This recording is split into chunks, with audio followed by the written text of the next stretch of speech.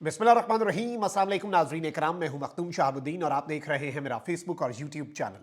उम्मीद करता हूं आप सब लोग बखैर वाफियत होंगे और जहां भी होंगे अपने अहले खाना समेत खुश भी होंगे और महफूज भी। नाज़रीन इकराम, अहम तरीन अपडेट्स हैं जो आपके सामने रखनी है। आज 29 दिसंबर 2024 इतवार का दिन शुरू हो चुका है।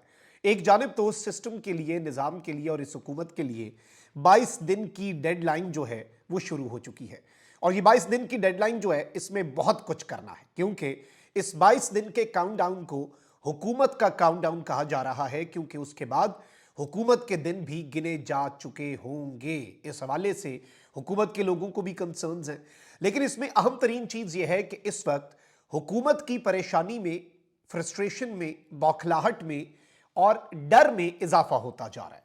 और वो इसलिए क्योंकि जो जो हम आगे बढ़ते जा रहे हैं, एक जानिब तो इमरान खान और मुक्तदरा के दरमियान मामलात ज़ाहिरी तौर पर बिगड़ भी रहे हैं और ये एक रियलिटी भी है, लेकिन अल्टीमेटली पिंडी और अडियाला का जो हॉटलाइन राब्ता है, जो एक डायरेक्ट कम्युनिकेशन है, उसने इस वक्त बड़े बड़ों की नींदें हराम कर दी हैं। और मुज़ाकरात पर आमादा होने वाली हुकूमत, इसी हुकूमत के सरबराह शहबाज शरीफ की तरफ से बनाई जाने वाली मुज़ाकराती कमेटी बन तो गई, काम तो शुरू कर चुकी है, लेकिन जो बयानात आए हैं, 3-4 ऐसी डेवलपमेंट्स हैं जो मैं आपके सामने रखूंगा जो बड़ी इंटरेस्टिंग है, जिनसे आपको यह समझ लग जाएगी कि इस वक्त सांसें क्यों खड़ना शुरू हो चुकी हैं और क्यों इस वक्त कप्तान जो है उसका डर और खौफ इस हुकूमत के सर पर चढ़कर बोल रहा है। और हुकूमत को यह डर है कि कहीं इस कश्ती पर से बोझ समझ के हमें उतार के फेंक ना दिया जाए। और यही वो नुक्ता है जिसकी वजह से कल से हम आपके सामने कुछ डिटेल्स इस तरह की रख रहे हैं।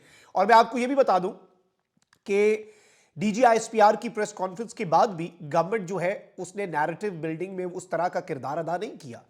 और ये चीज़ जो है ये सब नोटिस कर रहे हैं कि गवर्नमेंट जो है वो बैकफुट पे है। वो चाहती है कि मुक्तदरा सारे काम करे। मुक्तदरा ये देख रही है कि भाई इंपॉर्टेंट 2 मिनिस्ट्रीज तो वैसे ही ये हुकूमत नहीं चला रही, दाखिला भी और जो आपके ख़जाना की मिनिस्ट्री है, फाइनेंस मिनिस्ट्री है, और वो तो अपने बंदे चला रहे हैं। बाकी नैरेटिव जो है वो भी इनसे नहीं बनता, बल्कि ये मुक्तदरा का बना बनाया नैरेटिव जो है उस पर भी खुद कुछ हमले कर देते हैं।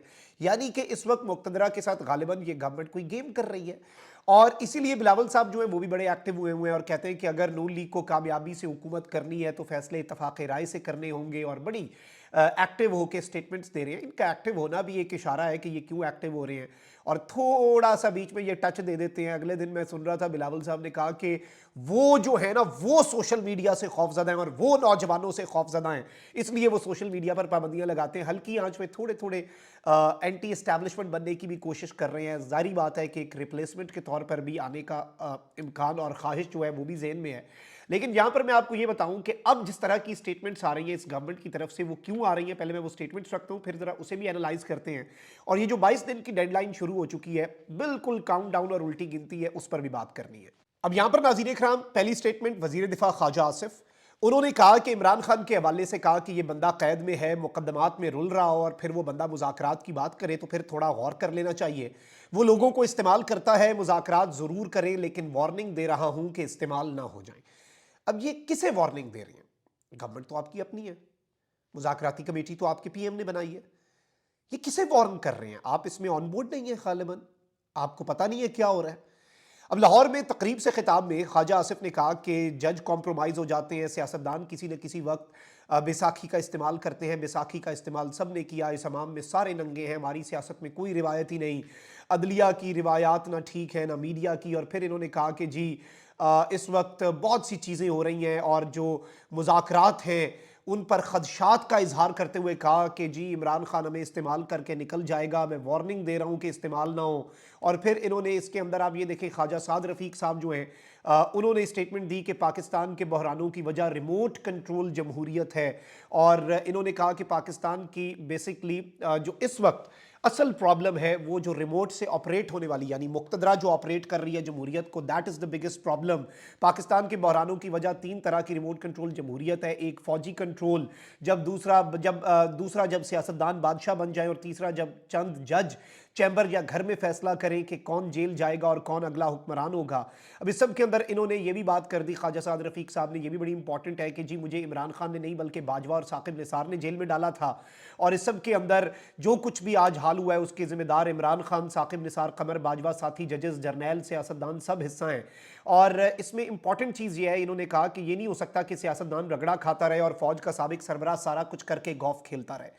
اب جنرل باجوہ جو ہیں ان کے لیے آل از ویل، مقتدرہ کے پوائنٹ آف ویو سے میں آپ کو یہ بتا رہا ہوں. جنرل فیض عتاب میں ہے لیکن جنرل باجوہ کے لیے آل از ویل، آل. لیکن نون لیگ ہلکی آنچ پہ کیا ٹریلر دے رہی ہے؟ ایک بندہ کہہ رہا ہے مذاکرات سے ڈرو، مذاکرات میں تم عمران خان کے ہاتھوں استعمال ہو جاؤ گے. کسے میسج دے رہے ہیں؟ آپ کا تو بھی مذاکرات کا پہلا دور ہوا ہے. یہ میسج بیسیکلی مقتدرہ کو دے رہے ہیں.